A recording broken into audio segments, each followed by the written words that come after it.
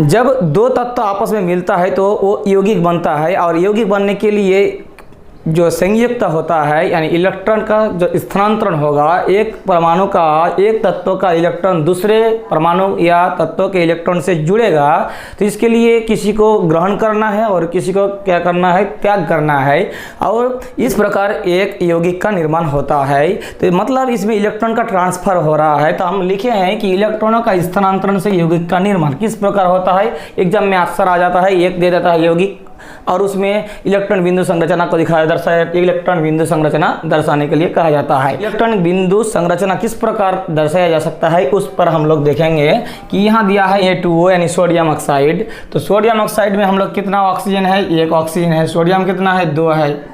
ठीक है, इस प्रकार हम लोग लिख लेंगे।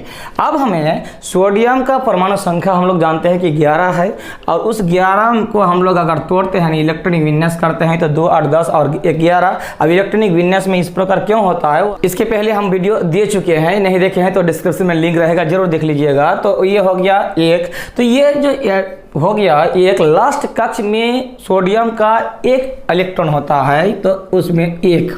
अब इधर भी एक होगा क्योंकि सोडियम का एक ही होता है। ऑक्सीजन का परमाणु संख्या होता है 8, अगर तोड़ेंगे तो पहले कक्ष में 2 और होता है 6, यानी अंतिम कक्ष में इलेक्ट्रॉन कितना होता है, 6 होता है। तो हम लोग दिखा देंगे 2 4 और 6 हो गया। अब इसको मिलना है, तो मिलने के लिए इसमें अष्टक नियम के अनुसार 8 इलेक्ट्रॉन होना चाहिए। तो वो क्या करेगा, एक इलेक्ट्रॉन इस सोडियम से, एक इलेक्ट्रॉन इस सोडियम से ले लेगा, इसके बाद ये 8 हो जाएगा। तो इस प्रकार यौगिक का निर्माण हुआ, इलेक्ट्रॉन बिंदु संरचना इस प्रकार हम लोग दर्शा देंगे। अगर हम लोग H2O का बात करेंगे तो ऑक्सीजन कितना है, एक ऑक्सीजन है, उसके साथ 2 हाइड्रोजन, तो 2 हाइड्रोजन इस प्रकार दिखा देंगे। हाइड्रोजन का परमाणु संख्या 1 होता है, यानी उसमें इलेक्ट्रॉन की संख्या 1 होगा और वही अंतिम कक्ष में होगा। तो इसमें दे दिए एक इलेक्ट्रॉन, दे दिए एक, 2 हाइड्रोजन का 2 इलेक्ट्रॉन एक एक करके। और ऑक्सीजन का हम लोग अभी पता चला कि कितना इलेक्ट्रॉन होता है, अंतिम कक्ष में 6 इलेक्ट्रॉन होता है। अब यहाँ से एक इलेक्ट्रॉन वो ग्रहण करता है और यहाँ से एक इलेक्ट्रॉन ये ग्रहण करता है। इस प्रकार इसका 8 पूरा हो जाता है। इस प्रकार जो जल होता है H2O का फॉर्मेशन होता है। अगर हम लोग अगर Al2O3 का बात करते हैं इधर वाला, तो ये Al2 में क्या है, ये Al2 मतलब एल्यूमिनियम कितना है, 2 है, और ऑक्सीजन कितना है, 3 ऑक्सीजन है। कितना ऑक्सीजन है, 3 ऑक्सीजन है। अब 3 ऑक्सीजन ही क्यों लगेगा एल्यूमिनियम के, क्योंकि एल्यूमिनियम का संयोजकता 3 होता है। उसके पहले वाला वीडियो हम लोग दे चुके हैं। एल्यूमिनियम का जो परमाणु संख्या होता है, एल्यूमिनियम का परमाणु संख्या होता है 13। अब 13 को तोड़ेंगे तो 2 8 10 और 3 13, यानी लास्ट अक्ष में कितना इलेक्ट्रॉन होता है, 3 इलेक्ट्रॉन होता है। तो 3 इलेक्ट्रॉन अगर हम लोग इस प्रकार दर्शा देते हैं, एल्यूमिनियम का दिखा दिए।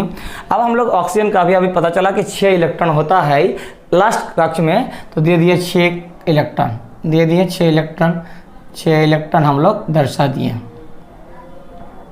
ठीक है, अब इनको मिलना है तो इलेक्ट्रॉन क्या होगा, यहाँ से इसका 2 इलेक्ट्रॉन चाहिए, तो ये 2 इलेक्ट्रॉन यहाँ से ले लेता है, ले लिया। अब एक इलेक्ट्रॉन यहाँ बच जाता है तो ये एक इलेक्ट्रॉन यहाँ से और एक इलेक्ट्रॉन यहाँ से ले लेता है। अब 2 इलेक्ट्रॉन यहाँ से, और इस प्रकार ये एल्यूमिनियम और ऑक्साइड का जो इलेक्ट्रॉनिक बिंदु संरचना है, इस प्रकार हम लोग दर्शाएंगे कि यहाँ से ट्रांसफर हो रहा है इलेक्ट्रॉन, जिसके थ्रू एल्यूमिनियम ऑक्साइड का फॉर्मेशन हुआ। ये 2 इलेक्ट्रॉन मिलने के कारण 2 इलेक्ट्रॉन इसको प्राप्त हुआ, कहाँ से, एल्यूमिनियम से, क्योंकि एल्यूमिनियम का संयोजकता जो होता है वो 3 होता है और ऑक्सीजन का संयोजकता होता है 2। तो इस प्रकार हम लोग तो सूत्र लिखने जानते हैं पहले से, जस्ट आपको आज दिखाएं कि इलेक्ट्रॉन बिंदु संरचना कैसे हम लोग दर्शाएंगे। सिंपल है कि लास्ट कक्ष में आपको जानना है कि कितना इलेक्ट्रॉन है, उसमें वो दर्शा दीजिएगा और ट्रांसफर कर दीजिएगा, बस इतना काम है आपको इलेक्ट्रॉनिक बिंदु संरचना। बाकी आप K2O यानी पोटेशियम ऑक्साइड, सोडियम क्लोराइड और हाइड्रोक्लोरिक एसिड आपको आपके कॉपी में बनाना है। अगर समझ में नहीं आया है या किसी प्रकार का डाउट है तो जरूर कमेंट बॉक्स में आपका क्वेश्चन ठोक दीजिए और मैं आपको रिप्लाई जरूर करूँगा। और वीडियो अच्छा लगा है तो लाइक करके जाइएगा, शेयर बटन दबा के सारे और फैला दीजिएगा, और सब्सक्राइब बटन के साथ साथ बेल आइकन भी प्रेस करके चैनल के साथ आप इस प्रकार वीडियो पाने के लिए जुड़े रहिएगा। मिलते हैं एक और नए वीडियो के साथ, तब तक के लिए धन्यवाद।